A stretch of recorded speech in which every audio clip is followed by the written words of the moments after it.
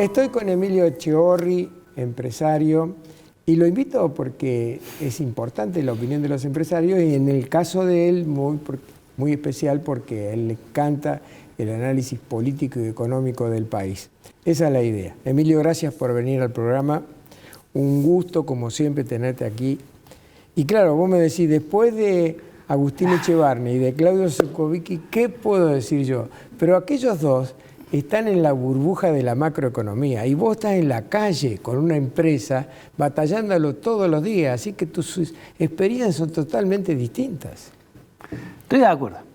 Igual hablar después de Agustín y Claudio es como demasiado para mí. Hablemos un poco de lo que está pasando en este momento. Vos viste que llueven las críticas sobre Milei, que viaja mucho, que bueno, las más malas palabras ahora se calmó. Ayer a Jonathan Viale le dijo que él se había calmado un poco con ese tema. Puede controlar el país desde España, desde Hungría, donde se va. Y además la oposición está muy descarnada. 6 meses sin aprobarle una sola ley. Es la primera vez que un presidente no le aprueban una ley. ¿Cómo estás viendo todo globalmente al país vos? A ver, voy a empezar respondiendo por parte, ¿no?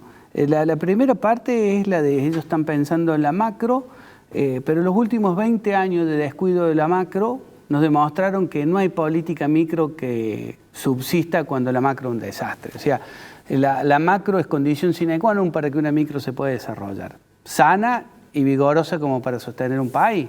Ya lo tenemos claro. Entonces, que el gobierno ponga el foco en la macro no lo veo mal, ¿no? Porque si eso no se soluciona, lo nuestro es absolutamente efímero, cualquier ayuda que se pueda dar, protección, lo que quieras, que se inventó en estos 20 años, inventamos un montón de cosas para tratar de levantar la industria argentina. Y sí, los empresarios ganaron plata, pero 40% de pobre, 47% de pobre es el resultado de eso, ¿no?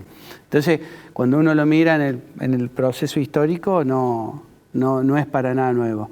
A la pregunta es si puede gestionar el país desde afuera, desde viajando, y yo creo que es una de las mejores cosas que nos puede pasar, ¿no? A mí me gusta mucho la historia, vos sabés que en eso he leído mucho, no me voy a meter en la discusión de Roca, pero sí en Alvear, ¿no? En Alvear, un presidente que estaba viendo el mundo y que tenía un equipo hiper sólido y no contestaba y dejaba que conteste su equipo. Incluyendo al vicepresidente Elpidio González. Bueno, pero cuando uno arma equipos, ahí realmente las cosas empiezan a funcionar. Y en eso creo que lo que se calmó no hay que escucharlo lo que dice, sino que hay que ver lo que hace. Entonces, cuando uno ve lo que hizo, poniéndolo a Guillermo Franco como jefe de gabinete, es claramente que el gobierno ha hecho un giro muy grande y empezó a escuchar. Y entendió que él puede gestionar férreamente lo que está a su alcance con su ideología liberal, pero al momento de tener que discutir en el Congreso, que hago un paréntesis, los argentinos descubrimos que teníamos un Congreso, porque hasta hace un tiempo el Congreso era una vil escribanía del gobierno de turno, y de repente nos damos cuenta que tenemos que ir a hablar con los diputados para torcerles sus voluntades. Bienvenidos a la sana política, ¿no es cierto? Este hombre entendió que tiene que empezar a dialogar, y no lo entendió él.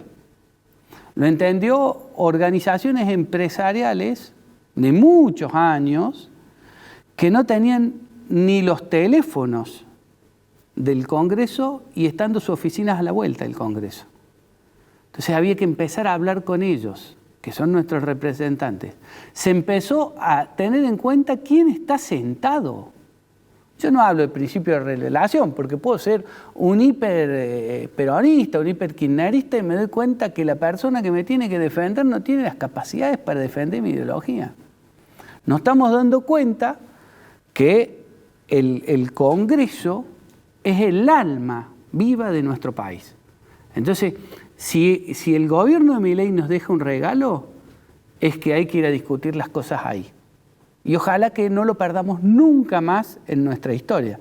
Hablan de antidemocrático, pero nunca hemos hecho el ejercicio democrático tan fuerte como lo estamos haciendo en este tema ahí en el Congreso. Más allá de eso, y sí, las empresas estamos con caídas importantes. Tratemos de analizar las caídas importantes. El año pasado los grandes tractores de la economía no tenían cómo resguardarse del tipo de cambio, porque no les dejaban importar más. ¿Qué hacían con la plata? El grueso que hizo, compraba localmente, compraba lo que sea, que le sirviera para venderlo después. Y entre ese comprar lo que sea, muchos de nuestros sectores, autopartistas, motocicletas, compraron productos adelantados de los que están vendiendo este año. Y se sobreestoquearon. Y claro, porque era cómo protegías tu renta, tu plata. Entonces, parte de lo que hoy son las caídas se explican porque estábamos sobrevendidos el año pasado y esa sobreventa no está más. Y además estamos consumiendo los stocks que se estoquearon los grandes el año pasado y que ahora hay que consumir. Entonces, la verdad estamos en un mundo muy complejo. El daño que se hizo los últimos 6 meses del año pasado a toda la economía argentina, yo creo que nunca lo vamos a dimensionar. Y como siempre la historia la van a escribir distintos colores y siempre va a ser ambigua la visión que cada uno tenga y no se va a poder saber nunca el impacto que realmente tuvo. Pero más allá de eso, macroeconómicamente, el país se está ordenando. Ahora, para que eso funcione a largo plazo, los empresarios tenemos un desafío grande. Y ese desafío grande que tenemos los empresarios es entender que Argentina cambió. Y si cambió Argentina, tiene que cambiar mi modelo de negocio. Porque pasé de una economía de oferta, o sea, yo tengo el bien y lo vendo a lo que quiero, a una economía de demanda. Pasé de una economía con tasas negativas, o sea, yo me convenía tomar crédito para guardar mercadería porque después la pagaba menos, a una economía de tasas positivas. ¿Eso qué quiere decir? Que el stock me quema, porque si debo plata, tengo que pagar los intereses todos los meses. Entonces, son demasiados los cambios que hay. Yo siempre le digo a un empresario que si vos fabricabas un vaso y ese vaso no lo podías exportar, va a ser muy difícil que lo puedas vender dentro de Argentina también. ¿Por qué? Porque Argentina hoy se va a ir transparentando con el mundo. ¿Y qué quiere decir? ¿Que vamos a destruir la industria? No. Que la industria se tiene que reconvertir a los sectores donde tiene ventajas competitivas. Y no significa que se mueren todas las industrias.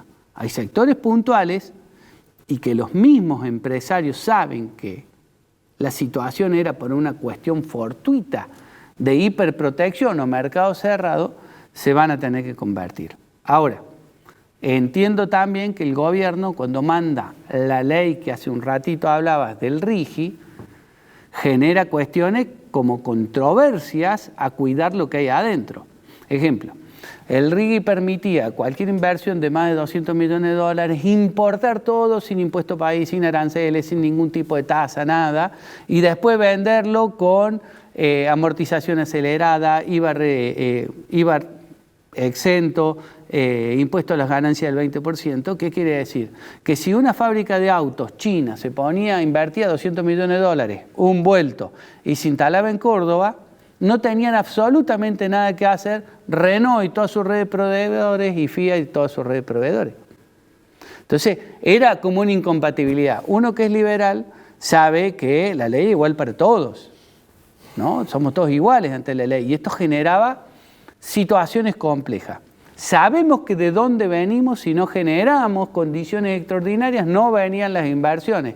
Creo que en senadores se mejoró muchísimo esa ley, porque se definieron los sectores estratégicos, se definió que las cadenas de valor, ejemplo, yo le vendía válvulas a YPF, con el RIGI viejo no se le iba a poder vender más, como estaba planteado. ¿Por qué? Porque él iba a poder importar sin ningún tipo de arancel y yo iba a tener que pagar aranceles más el costo argentino para poderle vender. Moraleja no le iba a vender nada. Ahora se incorporó las empresas proveedoras a los beneficios del RIGI. Entonces hubo muchas mejoras que son todas consecuencias de que las cosas no las deciden en un escritorio, sino que las estamos decidiendo en un congreso activo. Entonces, lo mejor que podemos hacer los argentinos es entender que Argentina cambió y las incoherencias discutirlas para tratar de adaptar nuestra industria al mundo. Y eso nos va a dar un salvoconducto a una Argentina que todos soñamos, muy próspera. ¿Estás escuchando la musiquita? Sí, por eso paré, porque si no seguiría. Si no, nos Soy matás. un desastre, no me tenés que invitar más. Te agradezco mucho que hayas venido, Emilio. No, para mí es un gusto siempre. Un gusto para mí también.